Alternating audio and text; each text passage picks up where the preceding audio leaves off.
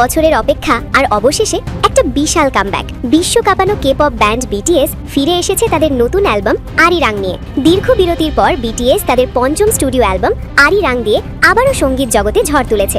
সামরিক দায়িত্ব শেষ করে এটি তাদের প্রথম পূর্ণাঙ্গ অ্যালবাম, যার কারণে ভক্তদের উত্তেজনা ছিল তুঙ্গে।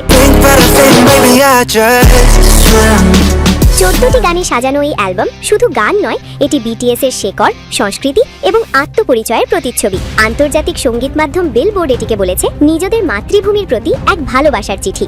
ব্যান্ড সদস্য পার্ক জিমিন জানিয়েছেন, এই অ্যালবামের মাধ্যমে তারা নিজেদের সত্যিকারের পরিচয় আরও গভীরভাবে তুলে ধরার চেষ্টা করেছেন। অ্যালবাম রিলিজের আনন্দ উদযাপন করতে বিটিএস আয়োজন করেছে এক বিশাল উন্মুক্ত কনসার্ট। স্থান সিওলের ঐতিহাসিক গ্যাংহোয়ামন স্কোয়ার। সময় শনিবার। ধারণা করা হচ্ছে প্রায় 2,60,000 ভক্ত সরাসরি অংশ নেবেন এই কনসার্টে। পুরো সিওল শহর এখন যেন উৎসবের নগরীতে পরিণত হয়েছে।